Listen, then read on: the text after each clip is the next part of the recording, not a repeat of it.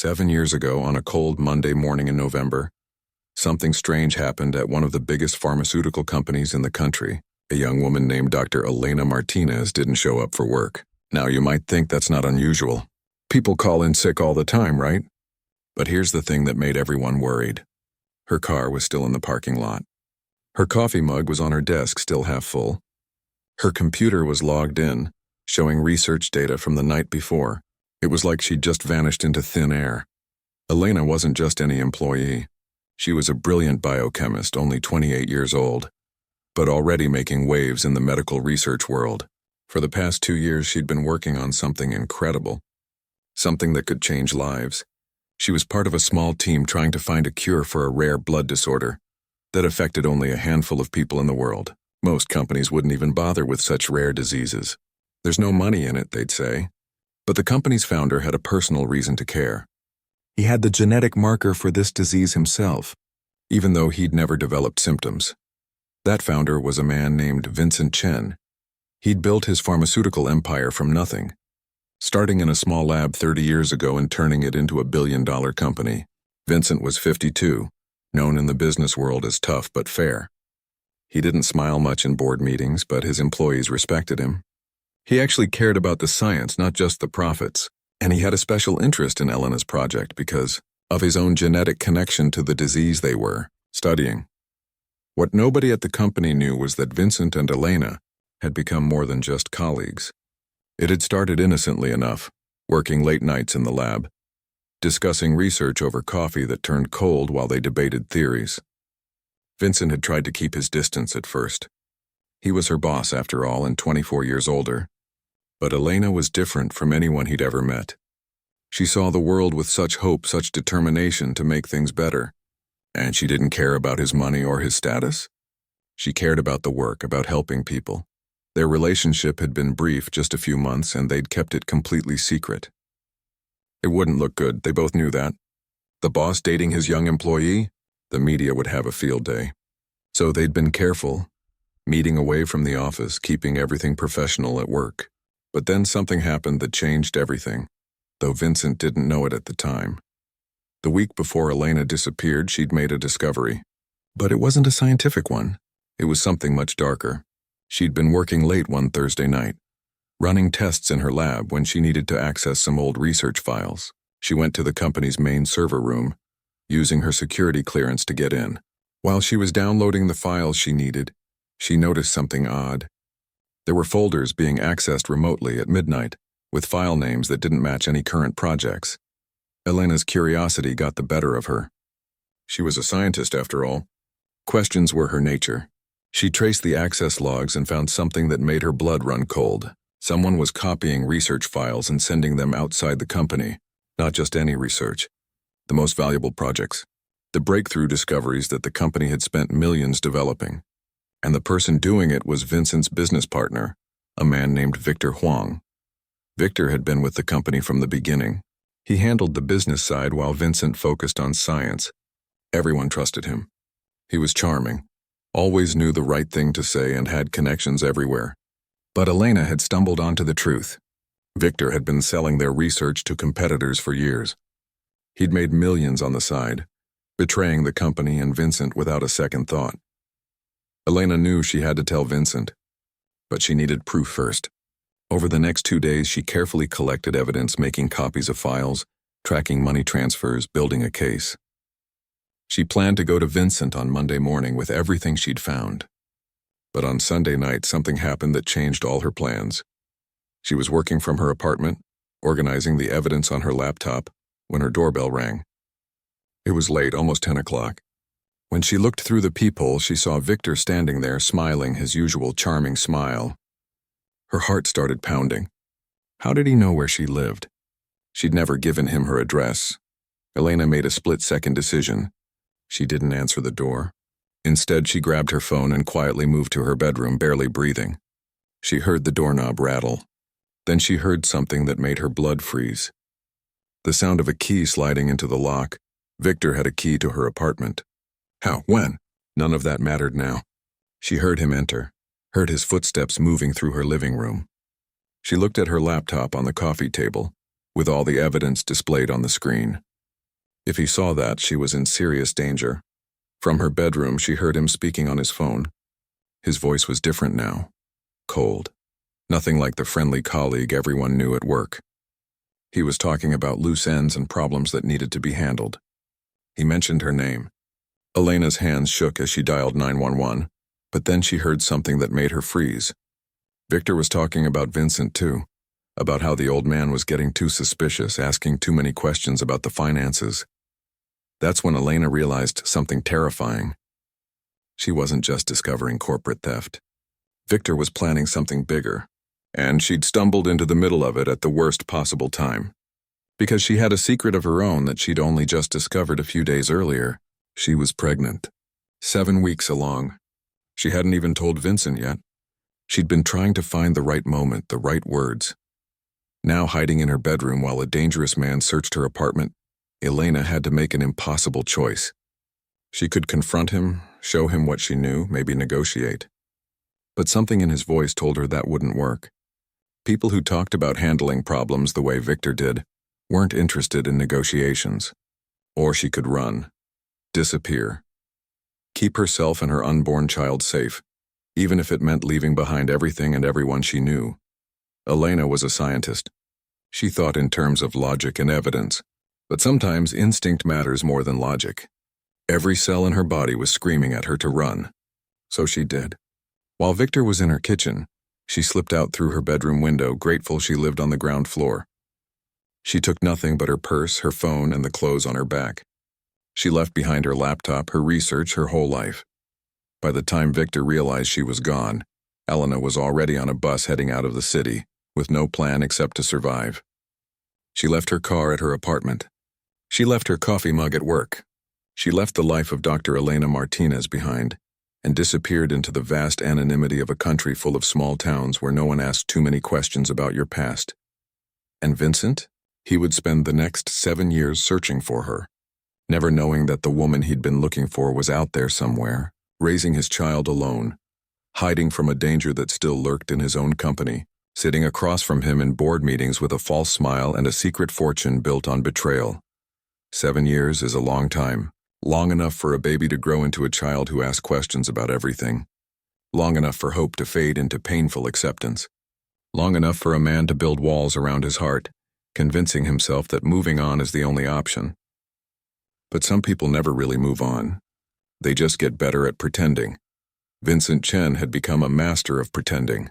On the outside, his company had grown even bigger. He sat in meetings, made decisions worth millions, gave speeches at medical conferences. But everyone who knew him well noticed the change. He smiled less.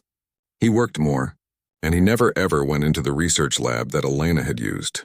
He'd ordered it sealed the day after she disappeared, telling everyone it was for security reasons. The truth was he couldn't bear to see it. The police had given up after the first year. They'd found no evidence of foul play, no body, no ransom demands. Elena's bank account sat untouched.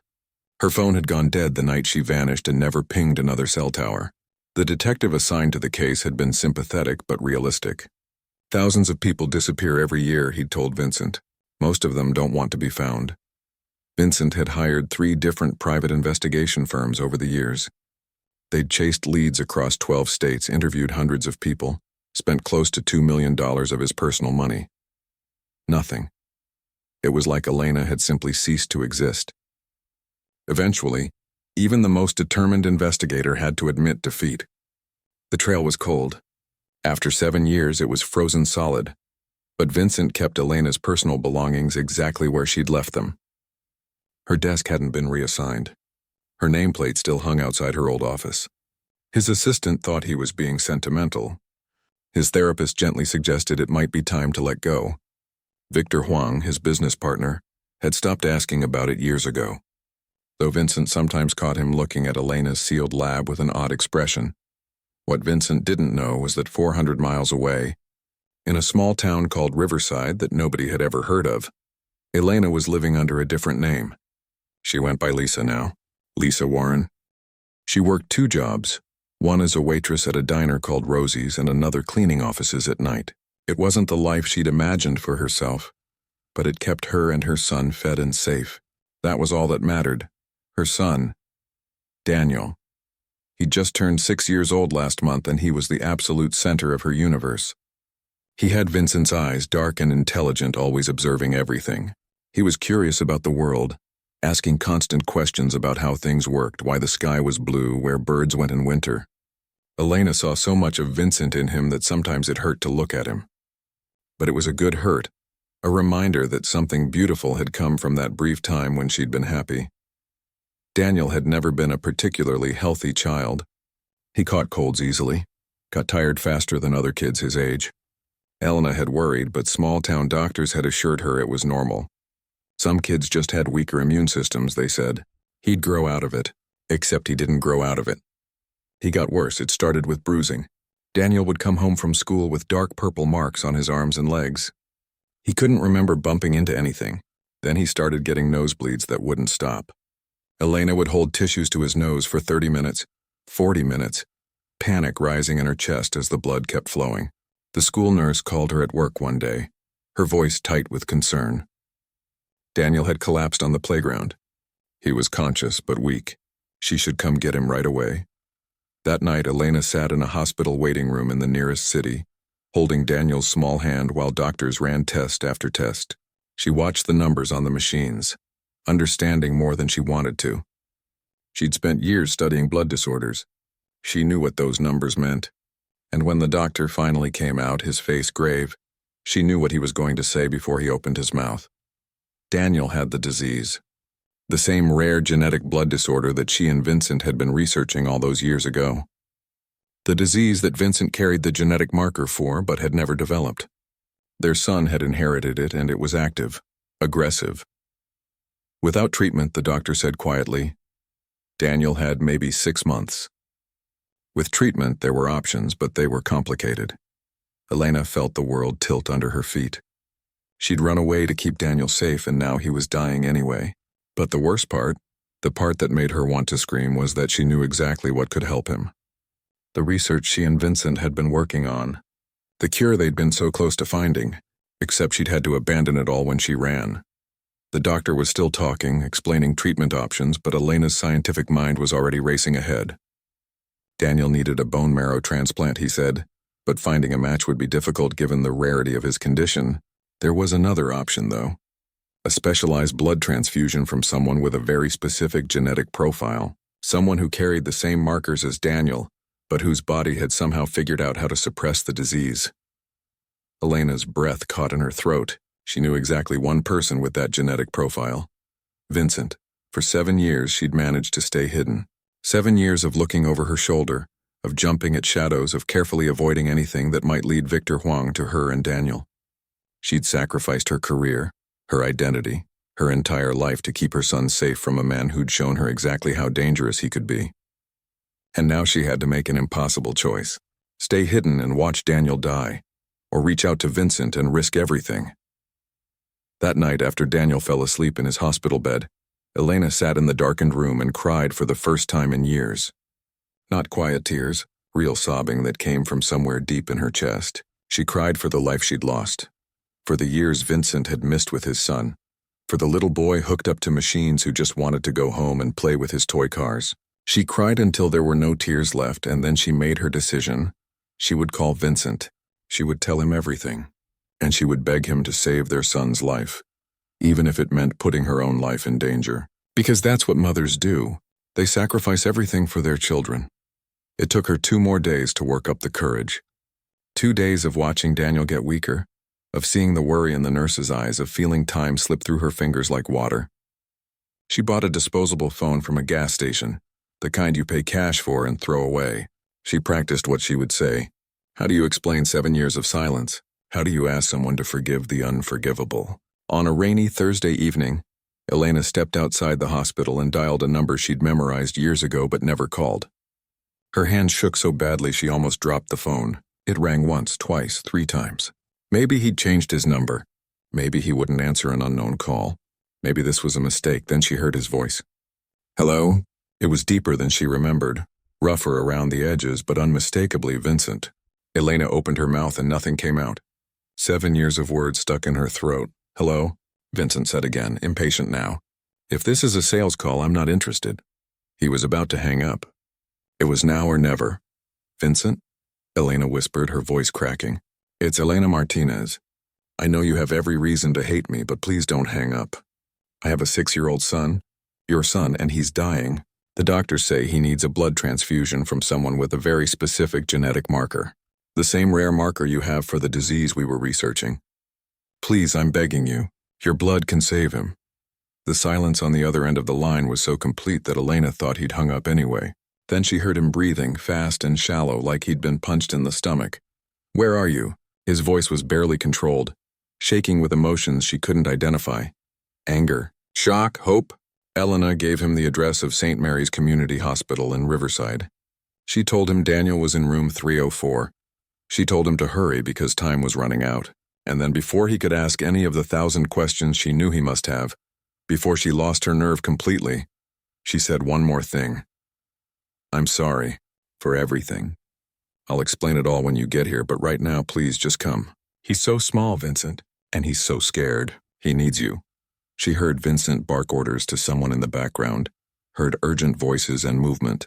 "I'm coming," he said. "I'm getting in the helicopter right now. I'll be there in less than 2 hours. Elena, stay there. Don't disappear again. Whatever happened, whatever you're afraid of, we'll figure it out together. Just stay there." Elena nodded even though he couldn't see her. "I'll be here," she promised. "I'm not running anymore." She hung up and leaned against the hospital wall, rain mixing with fresh tears on her face. She'd done it. After 7 years of hiding, she'd stepped back into the light. And now she had to face the consequences, whatever they might be. The sound of helicopter blades cutting through the rain was something Elena never thought she'd hear again. She stood in the hospital parking lot, soaking wet, watching the lights descend through the dark sky. Vincent had always been a man of action. When he said he'd be there in 2 hours, he meant it. The helicopter touched down in the empty lot across the street, and Elena's heart hammered so hard she thought it might break through her chest. She watched him climb out, followed by 3 people in medical uniforms carrying equipment. Even from a distance, even after 7 years, she knew his walk, the way he moved with purpose and determination. He was wearing an expensive suit now getting ruined by the rain, but he didn't seem to care. His eyes scanned the parking lot until they found her, and for a moment they both just stood there frozen, staring at each other across 50 feet of wet pavement. Vincent looked older. His hair had more gray in it, and there were lines around his eyes that hadn't been there before.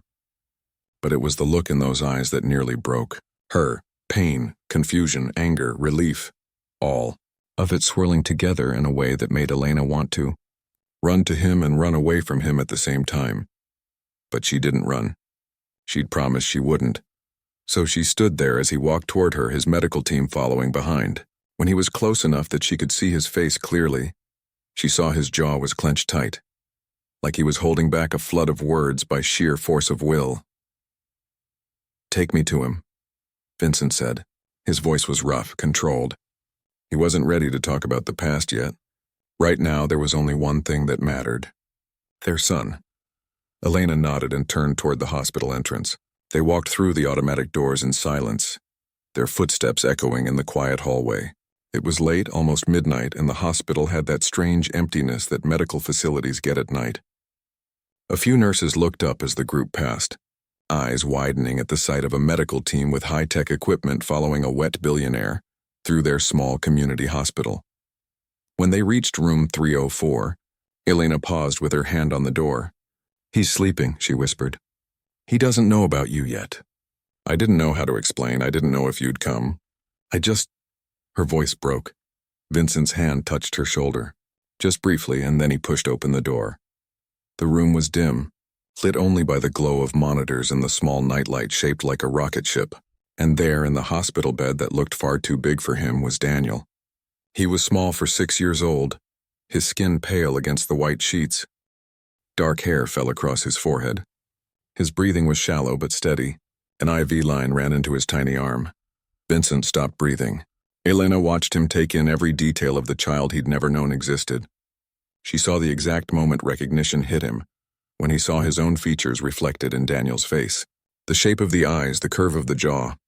This was his son, his child. 6 years of birthdays and first words and scraped knees and bedtime stories that he'd missed. All of it gone. Vincent, Elena started, but he held up his hand. Not yet, he said quietly. Give me a minute. His medical team moved efficiently around the room, setting up equipment, checking Daniel's vitals, preparing for the transfusion. They were professionals, doing their job with quiet competence. Vincent stood at the bedside, one hand hovering over Daniel's small hand like he wanted to touch him, but was afraid he might break. Daniel stirred, his eyes fluttering open. For a moment he looked confused, disoriented by the new people in his room. Then his eyes found Elena and he relaxed a little. "Mommy?" "I'm here, baby," Elena said, moving to his other side. "These are special doctors who came to help you feel better." Daniel's gaze moved to Vincent, curious despite his exhaustion. "Who are you?" Vincent's throat worked. Elena could see him struggling with what to say. "How do you introduce yourself to your own child?" Finally he managed, "I'm Vincent. I'm a friend of your mother's. I'm here to help you." "Are you a doctor?" Daniel asked. "Sort of," Vincent said, and Elena heard the emotion he was fighting to keep out of his voice. "I study blood, and it turns out my blood is very special. It might be able to help you get better. Like a superhero." Daniel's eyes widened a little. Despite everything, Vincent smiled. It was small and sad, but it was a smile. Something like that. The transfusion took 2 hours. Vincent sat in a chair next to Daniel's bed, connected by tubes and machinery, watching his son sleep. His medical team monitored everything carefully, checking numbers, adjusting equipment. Elena sat on the other side, holding Daniel's hand, feeling like she was watching two halves of her world finally come together after being torn apart for so long. When it was done, and the team confirmed that Daniel's body was accepting the transfusion well, Vincent finally turned to Elena. "We need to talk," he said. "Now." They went to a small waiting room at the end of the hall. It was empty except for uncomfortable plastic chairs and old magazines nobody read. Vincent closed the door and then just stood there looking at her. Really looking at her, seeing all the ways 7 years had changed her. The weariness in her eyes. The way she held herself, always ready to run. The cheap clothes and worn shoes of someone living paycheck to paycheck. "Explain," he said. Just that one word, but it carried the weight of 7 years of questions. So Elena told him everything. She told him about discovering she was pregnant, about the joy and terror that came with that news. She told him about finding the evidence of Victor's theft, about collecting proof, about planning to bring it all to Vincent on Monday morning. And then she told him about that Sunday night, about Victor showing up at her apartment with a key she'd never given him, about the way his voice had changed when he talked on the phone about problems that needed to be handled. "He mentioned you too," Elena said, her voice shaking. "He was talking about you getting suspicious, asking too many questions about finances. Vincent, I thought he was planning something that would hurt you. And I was pregnant with your child. I didn't know who to trust because he showed me emails, documents that made it look like you were involved in the theft too." Vincent's face went white. "The emails were fake. I know that now," Elena said. "But I was 28 and scared and pregnant, and I made a choice. I thought if I disappeared, Victor would think I'd just run away. I thought if he believed I was gone for personal reasons, he wouldn't come after me. And most of all, I thought if he didn't know about the baby, Daniel would be safe. So you've been hiding for 7 years," Vincent said slowly, "working minimum wage jobs, raising our son alone, all because Victor threatened you." "I didn't know what else to do," Elena whispered. "I was so scared. And then as time went on, it got harder to come back. How do I explain disappearing? How do I prove what Victor did? I had no evidence anymore. I left it all behind. I just kept telling myself that Daniel was safe and that's what mattered." Vincent sat down heavily in one of the plastic chairs. He put his head in his hands. "Do you have any idea how many resources I spent looking for you? How many sleepless nights? I thought you were dead, Elena. I mourned you. And all this time, Victor was sitting in my office pretending to be my friend, helping me search for you when he was the reason you ran." "I'm sorry," Elena said. The words felt so inadequate. "I'm so sorry." "Victor has been stealing from the company this entire time," Vincent said, his voice hard now. "Not just stealing. He's been sabotaging projects, selling research to competitors, costing us millions. And I never suspected because I trusted him, because he was there from the beginning." He looked up at Elena, and she saw the anger in his eyes wasn't directed at her, It was directed at the man who'd torn their lives apart. He threatened you and our child. He stole 7 years from me. 7 years of watching Daniel grow up. First steps. First words. His first day of school, everything. Vincent, Elena started, but he stood up abruptly. Where is he now? Victor? I don't know. I haven't exactly been keeping track of... He's still my business partner, Vincent said. He's been sitting across from me in board meetings for 7 years, shaking my hand, asking about the search for you, all while knowing exactly why you disappeared. His hands clenched into fists. I'm going to destroy him. Vincent, wait, Elena said. We need to be careful. He's dangerous. He has connections. If he finds out Daniel exists, he's not going to touch Daniel, Vincent said, and his voice carried a cold certainty that Elena had never heard before. Or you. I'm done letting Victor Huang manipulate my life. I've been building a company for 30 years. I have resources he can't imagine. Lawyers who will bury him in lawsuits. Investigators who will dig up every dirty secret he has. And when I'm done, he'll spend the rest of his life in prison. He pulled out his phone and started making calls, first to his head of security, then to his lawyers. Elena listened as he gave rapid-fire orders, watched as the businessman she remembered took control of the situation with ruthless efficiency. This was Vincent at his most dangerous. Not angry and reckless, but coldly focused on a goal. When he finished, he looked at Elena again. His expression softened just slightly. The cure we were working on 7 years ago. The research you had to abandon. I never stopped developing it. After you disappeared, I threw everything into that project. It was the only thing that made sense. The only way to feel like I was still connected to you somehow. It's in final testing now, nearly ready for approval. Elena felt tears spring to her eyes. You finished it? We finished it, Vincent corrected. Your research was the foundation. I just built on what you started. And Daniel is going to be the first child to receive the full treatment protocol.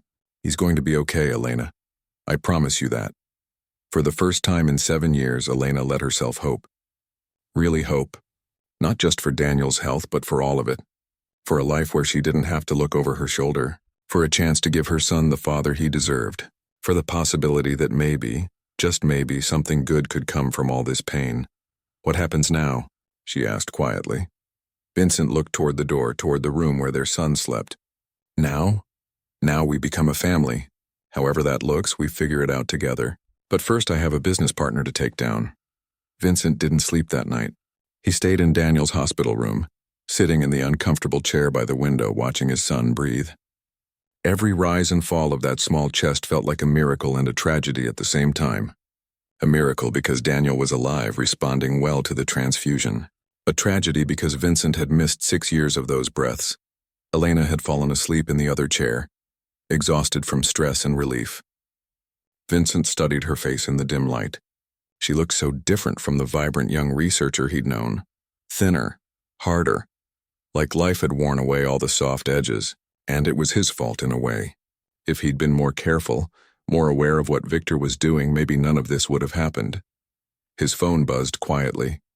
A text from his head of security. Found something. Calling in 5. Vincent stepped out into the hallway, closing the door softly behind him. When his phone rang, he answered immediately. Talk to me, he said. You were right to dig into Victor Huang, the security chief said. His name was Robert, a former FBI agent who'd been with Vincent's company for 10 years. We've found offshore accounts, shell companies, wire transfers going back almost 8 years. He's been stealing from you since before Dr. Martinez disappeared. We're talking millions, Vincent. Maybe tens of millions. Vincent's jaw tightened. What else? We traced some payments to a private investigation firm. The same firm you hired to look for Dr. Martinez 3 years ago. Looks like Victor was paying them on the side. He was paying them to not find her, Vincent realized, his blood running cold. That's what it looks like. There's more. We found communication records between Victor and several of your competitors. He wasn't just selling research data. He was actively sabotaging your projects from the inside. That heart medication trial that failed 2 years ago, the one that cost the company $40 million, we found emails suggesting Victor tampered with the test protocols. Vincent felt rage building in his chest, hot and dangerous. What about Elena? Is there any evidence he actually threatened her? Working on that. But Vincent, we found something else. Something you need to know about. Robert paused. Victor has been monitoring your communications, your office phone, your email, everything. He's known about every move you've made for years. If Dr. Martinez contacted you from her regular phone, he might know where she is. Vincent's heart stopped. She used a disposable phone, but she's been living in Riverside for years under a fake name. If he goes looking now, I'm sending a security team to the hospital right now, Robert said. They'll be there in 90 minutes. Don't let Dr. Martinez or the boy out of your sight until they arrive. Vincent hung up and immediately went back into the room. Elena was awake now, rubbing her eyes. She took one look at his face and sat up straight. What's wrong? Victor's been watching me for years, Vincent said quietly, mindful of Daniel still sleeping. My security team found evidence of everything. The theft, the sabotage, all of it. But Elena, he's been monitoring my communications. He might know you called me. He might be able to figure out where you are. The color drained from Elena's face. Daniel, she whispered, I have security coming. They'll be here soon. We're safe for now. Vincent moved to the bed, looking down at Daniel. But we need to move fast. My lawyers are drawing up charges against Victor right now. By tomorrow morning, he'll be arrested. But tonight, for the next few hours, he's still free. And if he realizes we're onto him, he'll run, Elena finished. Or worse. I'm not going to let him hurt either of you, Vincent said firmly. I've already failed you once by not seeing what he was doing. I won't fail again. They sat in tense silence, waiting for the security team to arrive. Elena kept getting up to check the hallway, looking for any sign of danger. Vincent stayed close to Daniel, one hand resting on the bed rail like he could protect his son through sheer force of will. When Daniel woke up around 6 in the morning, he seemed confused by the tension in the room. Mommy, why do you look scared? Elena forced a smile and went to him, smoothing his hair back. I'm not scared, baby. Just tired. How do you feel? Better, Daniel said, and it was true. There was more color in his cheeks than Elena had seen in weeks. My chest doesn't hurt as much. Vincent's medical team arrived to check Daniel's vitals. The results were encouraging. The transfusion was working better than expected. Daniel's blood counts were improving, his body was responding well. It wasn't a cure yet, but it was buying them time. The full treatment protocol will take several weeks, one of the doctors explained to Elena. But we can start as soon as you're ready. We've already begun preparing the facility at our main research hospital. Our main hospital is in the city, Vincent said to Elena. 3 hours from here. It's secure, top-of-the-line care. Daniel will have around-the-clock monitoring. Elena nodded, but Vincent could see the worry in her eyes. Going back to the city meant going back to where Victor was. Going back to where everything had started. The security team arrived just after 7, 4 serious-looking professionals who immediately began assessing the hospital's security. Their leader, a tall woman named Patricia, pulled Vincent aside. We've set up a perimeter, she said quietly. No one gets to this floor without us knowing about it. But sir, we should really get them out of here. This hospital isn't designed for security. Too many entry points, not enough control. We'll move them as soon as the doctors clear it, Vincent said. But before they could make plans, Vincent's phone rang. It was Robert again. Vincent, we have a problem. Victor's not at his house. His car is gone. His phone's turned off. He left sometime during the night. Vincent's blood went cold. He knows, looks that way. We've alerted law enforcement, but right now we don't know where he is. Vincent hung up and immediately told Patricia. Her expression hardened. We need to move now. Forget waiting for medical clearance. If this guy knows Dr. Martinez is here, every minute we wait is a risk. But it was already too late. The lights in the hospital flickered once, then went out completely.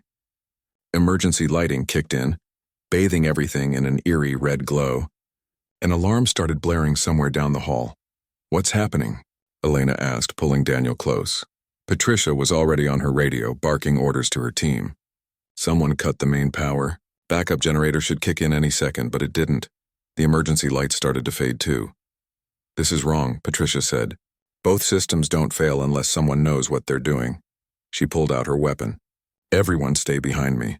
We're getting out of here now. They moved quickly down the hallway, Patricia and her team surrounding Vincent, Elena, and Daniel. The hospital was chaos. Nurses were trying to calm patients. Staff were rushing to check on people dependent on electrical equipment. In the confusion, it would be easy for someone to slip through. They made it to the stairwell. Patricia sent 2 of her team ahead to clear the path. Vincent carried Daniel, who was clinging to his neck, scared by all the commotion. Elena stayed close behind them, her hand on Vincent's back. They were 2 floors down when Patricia's radio crackled. "We have a visual on a suspicious individual, 1st floor, heading toward the stairwell." Patricia pushed them back. "Other way. Now." They reversed direction, heading up instead of down. The plan was to get to the roof where Vincent's helicopter could land. But as they reached the 4th floor landing, the stairwell door above them opened. Victor Huang stood there, blocking their path. He looked different than Vincent remembered. Disheveled, desperate. There was something wild in his eyes that Vincent had never seen before. And in his hand he held a gun. "Vincent," Victor said, his voice eerily calm. "We need to talk." Patricia's team had their weapons drawn immediately, but they couldn't shoot.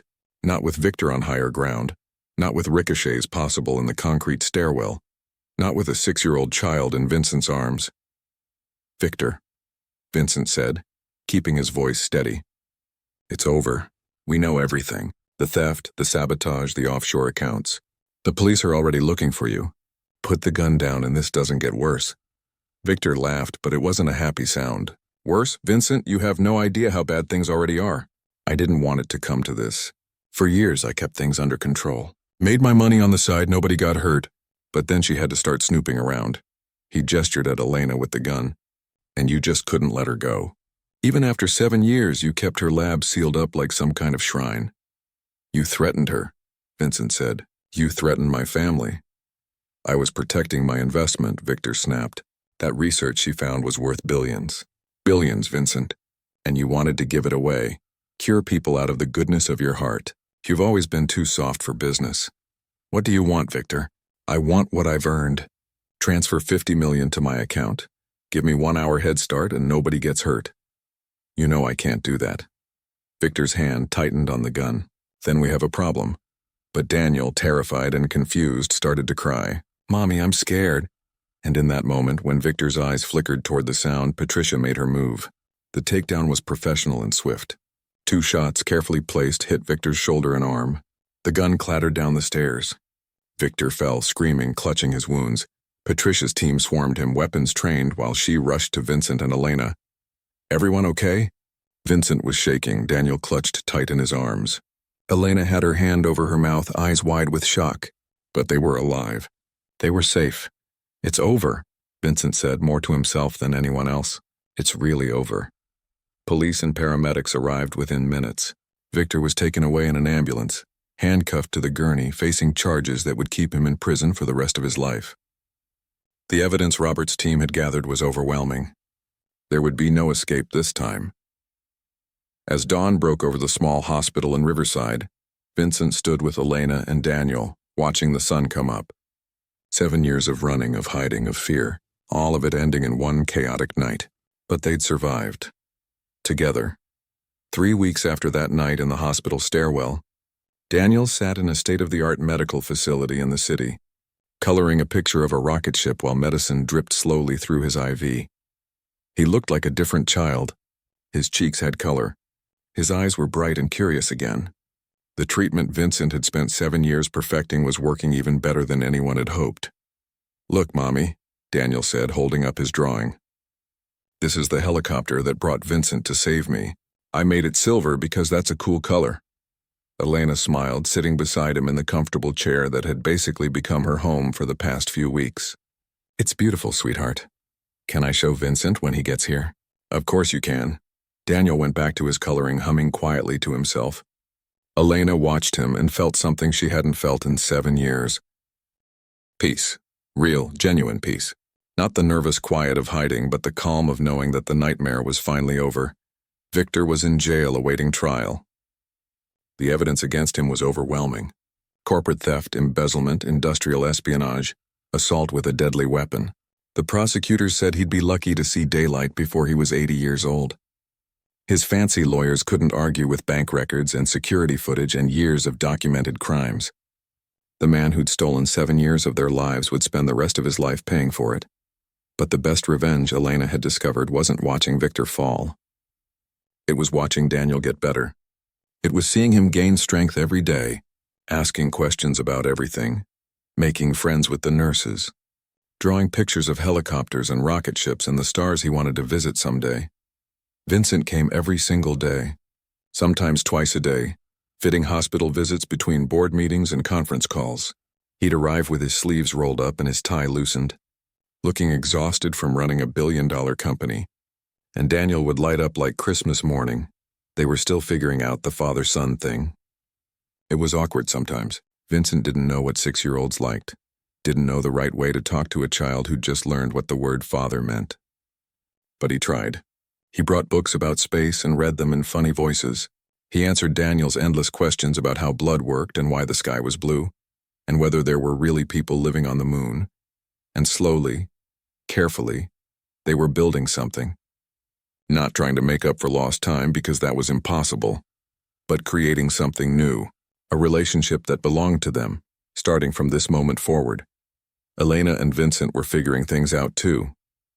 They'd talk after Daniel fell asleep, sitting in the quiet hospital room speaking in low voices about everything that had happened. There was so much to work through. 7 years of pain and misunderstanding. 7 years of questions that finally had answers. I should have seen what Victor was doing, Vincent said one night. I trusted him completely. Never even questioned the numbers when they didn't quite add up. Some businessman I am. He was good at hiding, Elena said. That's what con artists do. They make you trust them. Still, if I'd been paying attention, you wouldn't have had to run. Daniel would have had a father. You wouldn't have spent 7 years working yourself to exhaustion just to survive. Elena reached over and took his hand. It felt natural now after weeks of sitting beside each other, united in their fear for Daniel and their relief at his recovery. We can't change the past. We can only move forward. I want to move forward, Vincent said, with both of you, if you'll let me. Vincent, you don't owe us anything. You saved Daniel's life. You've given us more than... That's not what I mean, Vincent interrupted. He turned to face her fully. Elena, 7 years ago we had something. It was complicated and messy because of work, but it was real. At least it was for me. And I know we're different people now. We've both been through things that changed us. But I'd like to try again, not rushing into anything, just seeing where this goes. As a family, Elena felt tears prick her eyes. I'd like that too. It wasn't a fairy tale proposal. There was no getting down on one knee, no dramatic declarations. It was just two people who'd been through hell deciding to try building something good from the ashes. It was real and honest and exactly what they both needed. 2 months after the confrontation with Victor, Daniel was discharged from the hospital. The doctor said his progress was remarkable. The disease was in full remission. He'd need regular checkups and monitoring, but he could go home. He could be a normal kid, except there was a question of where home was. Elena's tiny apartment in Riverside with its leaky faucet and thin walls, she'd already given notice anyway. She couldn't go back to being Lisa Warren, the waitress nobody noticed.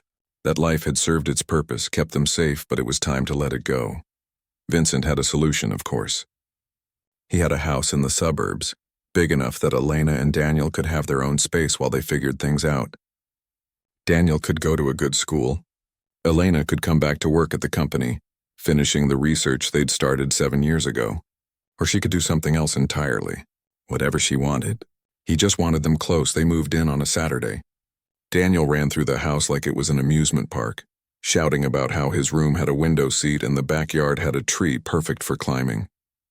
Elena stood in the kitchen looking out at the garden and tried to process how much her life had changed in just a few months. Having second thoughts? Vincent asked, coming up behind her. No, Elena said, just trying to remember how to breathe normally. It's been so long since I felt safe. You are safe, both of you, I promise, and she believed him. Not because he was rich or powerful, but because he'd proven it. He'd dropped everything to save their son. He'd protected them when Victor came after them. He'd given them space to heal while making it clear he wasn't going anywhere. Vincent wasn't perfect, but he was steady, reliable, there for the long haul. Daniel started first grade that fall. He made friends quickly, the way kids do when they're not weighed down by secrets and fear. He told everyone about his dad who owned a helicopter, and his mom who was a scientist and how he was going to cure diseases when he grew up. Just like them, Elena went back to work at the research facility, but in a different role. She didn't want to go back to being Vincent's subordinate. They were equals now, partners in every sense. She ran her own lab, working on treatments for other rare diseases, using what they'd learned from Daniel's case to help other families facing impossible odds. The research that Victor had tried to bury was published in major medical journals. Other pharmaceutical companies began developing similar treatments. Children around the world started receiving help for conditions that had been death sentences just a year earlier. Elena's name was on those papers right next to Vincent's. The work they'd started 7 years ago was finally making a difference. Vincent established a foundation in Daniel's name, providing free treatment to families who couldn't afford it. Because money shouldn't determine whether a child lives or dies. Elena served on the board, helping decide which research projects to fund, which families to help. It felt good to turn their tragedy into something that helped others. 6 months after moving in together on a quiet Sunday morning, Vincent and Elena got married in the backyard. It was a small ceremony, just close friends and family. Daniel was the ring bearer, taking his job very seriously, walking carefully down the makeshift aisle with the rings on a small pillow. It wasn't about grand gestures or expensive celebrations. It was about commitment, about choosing each other, choosing this family, choosing to build a future together despite everything that had tried to tear them apart. You know, Elena said during their first dance, if someone had told me 7 years ago that I'd end up here, married to you with our son healthy and happy, I wouldn't have believed them. Life's funny that way, Vincent said. Sometimes the worst things lead to the best things. I still wish we'd had those 7 years, me too. But we have all the years ahead of us. That's what matters now. Daniel interrupted their dance, tugging on Vincent's sleeve. Dad, can I dance too? Vincent lifted him up, and the three of them swayed together, laughing as Daniel tried to spin them in circles. And Elena realized something important. They weren't trying to recapture what they'd lost.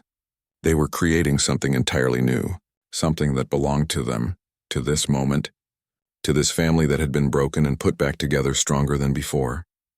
A year after that first desperate phone call, they stood together at a medical conference where Elena was presenting their research. Daniel sat in the front row, swinging his legs and watching his mom with obvious pride. When she finished her presentation to thunderous applause, she looked out at her family and smiled. 7 years of fear and hiding. 7 years of questions and pain, but they'd made it through. Together, they'd turned a nightmare into a new beginning, and every day forward was a gift they never took for granted. Victor Huang was sentenced to 42 years in prison. Elena didn't attend the sentencing. She had better things to do, like packing Daniel's lunch for school, and planning a family vacation and working on research that would save lives. Victor had taken enough of her time. He wouldn't get another second. Life wasn't perfect. They still had hard days, moments when the past caught up with them.